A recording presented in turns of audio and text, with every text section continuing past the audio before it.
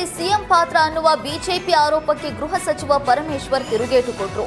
ಬೆಂಗಳೂರಿನಲ್ಲಿ ಮಾತನಾಡಿದ ಅವರು, ಬೇರೆಯವರು ಇದ್ದಿದ್ರೆ ಇಷ್ಟೆಲ್ಲ ದೊಡ್ಡದಾಗ್ತಿರ್ಲಿಲ್ಲ. ಯತೀಂದ್ರ ಹೇಳಿಕೆ ಬಗ್ಗೆ ನಾನೇನು ಮಾತನಾಡಲ್ಲ ಅಂತ ಪರಮೇಶ್ವರ್ ಹೇಳಿದ್ರು. ಇನ್ನು ಸಭೆ ಬಗ್ಗೆ ಮಾತನಾಡಿದ ಅವರು, ನಿನ್ನೆ ಸಂಪುಟ ಸಭೆಯ ನಂತರ ನಾನು ಯಾವ ದಲಿತ ಸಚಿವರ ಸಭೆಯನ್ನೂ ಮಾಡಲಿಲ್ಲ. ಎಸ್ಟಿ ಸಮುದಾಯದ ರಾಜನಹಳ್ಳಿ ಸ್ವಾಮೀಜಿಗಳು ಜಾತ್ರೆಗೆ ಕರೆಯೋದಕ್ಕೆ ನನ್ನ ಕೊಠಡಿಗೆ ಬಂದಿದ್ರು. ಸ್ವಾಮೀಜಿ ಅವರು ಬಂದಿದ್ದಾರೆ ಅಂತ ತಿಳಿದು ರಾಜಣ್ಣ, ಸತೀಶ್ ಜಾರಕಿಹೊಳಿ ಕೂಡ ಬಂದಿದ್ರು. ನಾವೆಲ್ಲರೂ ಕೂಡ ಸ್ವಾಮೀಜಿಗಳ ಆಶೀರ್ವಾದ ಪಡೆದ್ವಿ ಅಂತ ಪರಮೇಶ್ವರ್ ಹೇಳಿದ್ರು. ಪ್ರಯಾಗ್ರಾಜ್ನಲ್ಲಿ ಕಾಲ್ತುಳಿತಕ್ಕೆ ಬೆಳಗಾವಿಯ 4 ಮೃತಪಟ್ಟಿದ್ರು.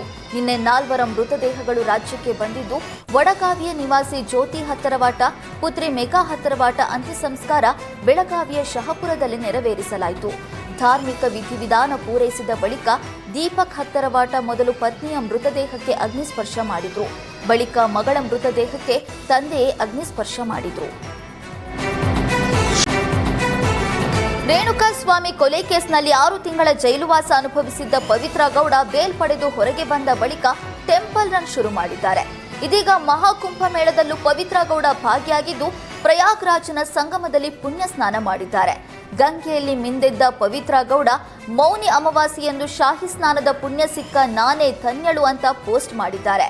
ಜೈಲಿನಿಂದ ಬಂದ ಬಳಿಕ ಸೋಷಿಯಲ್ ಮೀಡಿಯಾದಲ್ಲಿ ಆಕ್ಟಿವ್ ಆಗಿರುವ ಪವಿತ್ರ ಗಂಗಾ ನದಿಯ ತೀರದಲ್ಲಿ ಖುಷಿಯಾಗಿರುವ ವಿಡಿಯೋವನ್ನು ಶೇರ್ ಮಾಡಿದ್ದಾರೆ. ಪ್ರಯಾಗ್ರಾಜ್ನ ಮಹಾಕುಂಭ ಮೇಳದಲ್ಲಿ ತುಮಕೂರು ಗ್ರಾಮಾಂತರ ಬಿಜೆಪಿ ಶಾಸಕ ಸುರೇಶ್ ಗೌಡ ಭಾಗಿಯಾಗಿದ್ದಾರೆ. ಕಾರ್ಯಕರ್ತರೊಂದಿಗೆ ಭಾಗವಹಿಸಿದ ಶಾಸಕ ಸುರೇಶ್ ಗೌಡ ಸಂಧ್ಯಾ ವಂದನೆ ಸಲ್ಲಿಸಿದ್ದಾರೆ. ರುದ್ರಾಕ್ಷಿ ಮಾಲೆ ಧರಿಸಿ ಮಂತ್ರ ಪಠಿಸಿ ಸಂಧ್ಯಾ ವಂದನೆ ಮಾಡಿದ ಶಾಸಕ ಗಂಗಾ ನದಿಯಲ್ಲಿ ಪುಣ್ಯ ಸ್ನಾನ ಮಾಡಿದ್ದಾರೆ. ಈ ವೇಳೆ ಉತ್ತರ ಪ್ರದೇಶ ಸಿಎಂ ಯೋಗಿ ಆದಿತ್ಯನಾಥ್ ಕಾರ್ಯಕ್ಕೆ ಮೆಚ್ಚುಗೆ ವ್ಯಕ್ತಪಡಿಸಿದ್ದಾರೆ. ಬೆಳ್ಳಂ ಬೆಳಗ್ಗೆ ಲೋಕಾಯುಕ್ತ ರಾಜ್ಯದಾದ್ಯಂತ ಭ್ರಷ್ಟ ಅಧಿಕಾರಿಗಳಿಗೆ ಶಾಕ್ ನೀಡಿದೆ. ಬೆಂಗಳೂರು, ಚಿತ್ರದುರ್ಗ, ರಾಯಚೂರು, ಬಾಗಲಕೋಟೆಯಲ್ಲಿ ಸರ್ಕಾರಿ ಅಧಿಕಾರಿಗಳ ಮನೆ ಮೇಲೆ ರೇಡ್ ಮಾಡಿದೆ. ಲೋಕಾಯುಕ್ತ ಡಿವೈಎಸ್ಪಿ ಸಿದ್ದೇಶ್ ನೇತೃತ್ವದಲ್ಲಿ ದಾಳಿ ನಡೆದಿದ್ದು, ಬೆಳಗಾವಿಯಲ್ಲಿ 2 ಅಧಿಕಾರಿಗಳ ಮನೆ ಮೇಲೆ ದಾಳಿ ಮಾಡಿದೆ. ಸಬ್ ರಿಜಿಸ್ಟರ್ ಸುಚೀನಾ ಮಂಡೇದ ಮನೆ ಮೇಲೆ, ಕವಟಕೊಪ್ಪದ ಪಶುವೈದ್ಯ ಸಂಜಯ್ ದುರ್ಗಣ್ಣನವರ ಮನೆ ಮೇಲೆ ಅಧಿಕಾರಿಗಳು ದಾಳಿ ನಡೆಸಿದ್ದಾರೆ.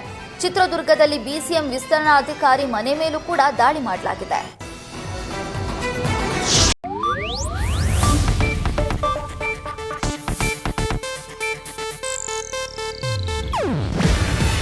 ಇದು ಏಷ್ಯಾನೆಟ್ ನ್ಯೂಸ್ ನೆಟ್ವರ್ಕ್ ಪ್ರಸ್ತುತಿ. ನೀವು ನೋಡ್ತಿದ್ದೀರಾ ಏಷ್ಯಾನೆಟ್ ಸುವರ್ಣ ನ್ಯೂಸ್.